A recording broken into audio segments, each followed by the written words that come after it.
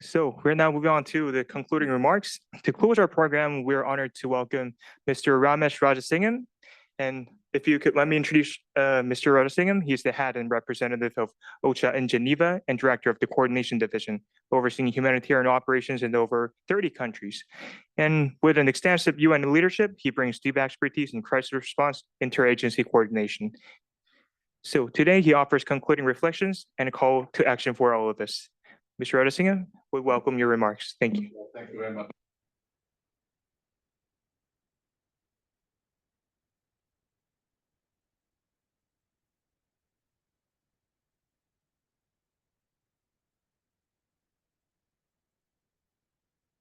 Is linked to the work that all of you do around here, but we tend to be a bit insular in our partnerships, and so it's great to have this opportunity to speak with such a wide range of speakers.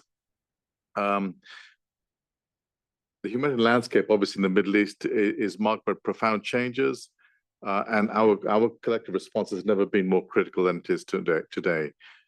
But it also comes at a time when we've seen the collapse or the deterioration of the rules-based system, the lack of respect for international humanitarian law, the fact that previous champions of international law are now complicit in many of the violations that we see going on around the Middle East today, also around the world. So it's a crisis of compliance with international law. These violations are widespread.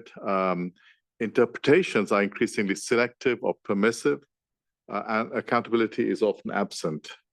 The steps taken by several states to withdraw from humanitarian disarmament treaties marks for us a very dangerous shift, and it undermines international law. And at the end of this, the most important thing here is that civilians continue to be killed, injured, or displaced. Over 1,200 Israelis and other nationals are killed in October 2023, and over 250 were abducted as hostages, including women and children. An estimated 20 of whom are believed to remain alive in appalling conditions within Gaza. And in the period that followed, at least 61,000 people have been reportedly killed in Gaza, including many women, children, and elderly people. You'll have seen the figures for children, which is in excess of 16,000. And airstrikes have reportedly caused some 1,000 civilian casualties in Yemen alone this year. Syria, to the north of Palestine, faces one of the world's largest displacement crises today, with more than 7 million people displaced internally, and with more than 4 million more as refugees in the region.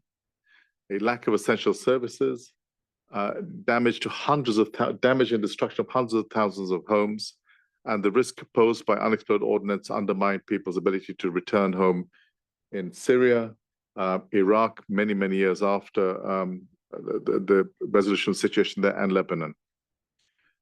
Attacks harming civilian infrastructure are also causing extensive damage and destruction, and depriving people of services they need to survive.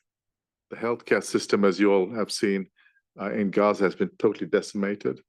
Only half of hospitals and 39% of primary healthcare centers are functioning, and that only partially.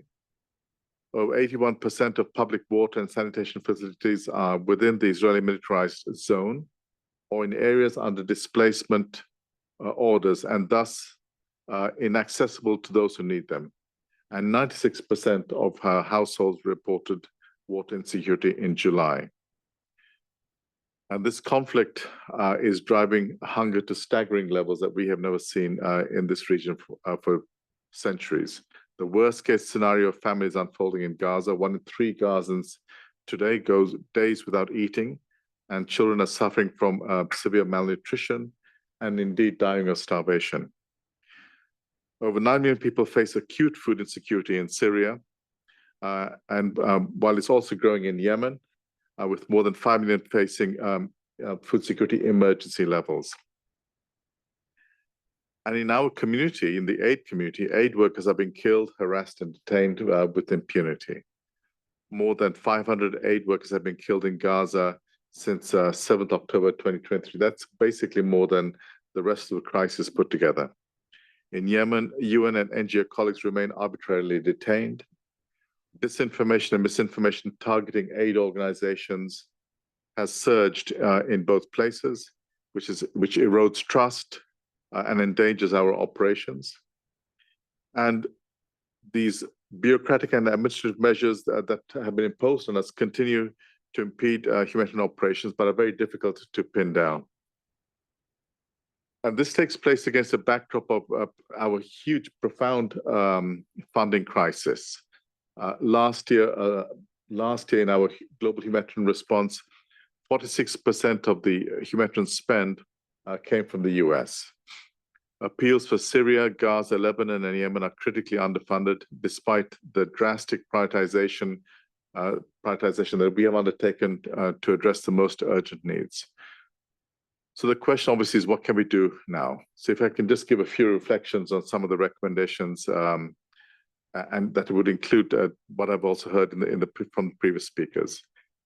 Obviously, strict adherence to international humanitarian law and international human rights law must be non-negotiable and matched with good faith policies and practices to enhance protection, and that it can be we can have consistent compliance throughout the world.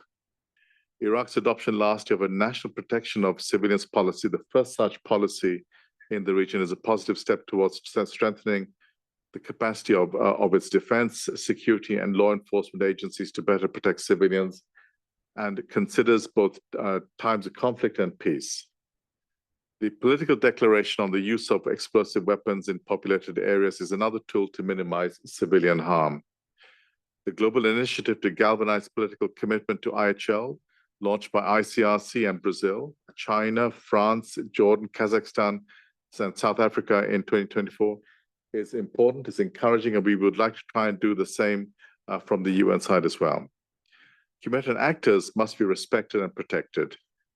Security Council Resolution 2730 adopted this year reinforces this, and the SG has put forward concrete recommendations to support it.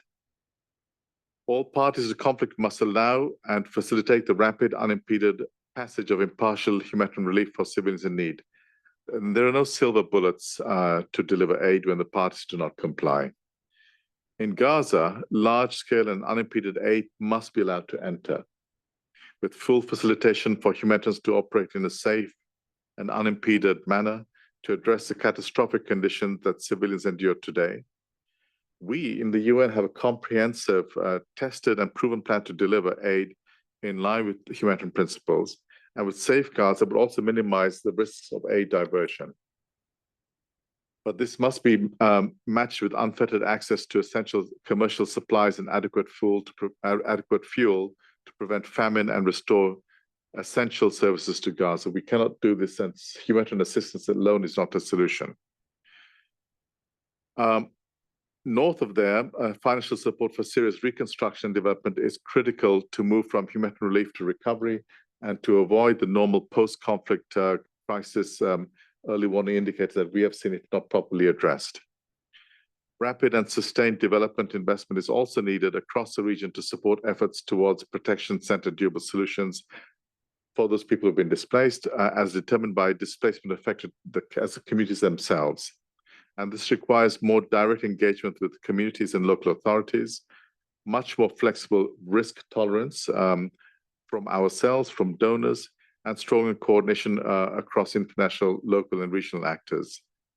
Yeah, you've highlighted here in this conference the strength and need for engagement with national and local actors and communities. It's a critical component for the humanitarian reset that we have undertaken. And my boss, the Emergency Relief Coordinator, has pledged to deliver more through local and national partners and to prioritize them and to prioritize funding for them from pooled funds up to 70%, or at least 70% of our pool funds to be dedicated to national and local partners, as well as to shift this programming towards a cash transfer programming where possible. National and local NGOs have been the backbone of the humanitarian response across the region and continue to be at the forefront. Local actors and community networks bring distinct advantages in protecting civilians. Their proximity, trust, and flexibility allow them to adapt quickly to changing and shifting conflict dynamics. Their link to community-based structures enables them to be much more accountable, to effectively harness the capacities and agencies of communities and sustain advocacy and programming. Much more can be done to support and scale up local efforts. International protection actors, donors, and member states can better leverage existing frameworks and systems and share the risk that local actors face, including reinforcing their presence and supporting engagement with the armed actors, which is what we do throughout all our operations in conflict situations. But we cannot do this unless we have that urgent support for humanitarian appeals, and it really cannot be done alone. Humanitarians have extended their support beyond the traditional humanitarian work that we've normally done, and we are withdrawing from those areas, but we do need development actors and political actors to occupy that space in fragile situations. And obviously, peace is the ultimate solution. For civilian suffering and need to end, the violence must end. Gaza needs a ceasefire immediately. The region needs stability for its people to recover. And this requires the full engagement of all segments of society, especially women and youth, so that their rights and potentials can be realized. Again, thank you very much for this opportunity. Thank you. Thank you very much, Mr. Rajasingham, for your very powerful and inspiring words. Your words really mean a lot to us. Thank you very much. So on behalf of the International Law Enforcement Federation, we extend our deepest gratitude to each and every one of you, speakers and participants, for your engagement and commitment today. So we now invite you to informal networking at the reception downstairs, where you can have sandwiches and freely interact with each other. Okay, so we look forward to continuing this vital dialogue in the near future. We really do. And thank you, and we wish you all the safe afternoon. And we really appreciate your valuable participation despite this culminating summer. Thank you.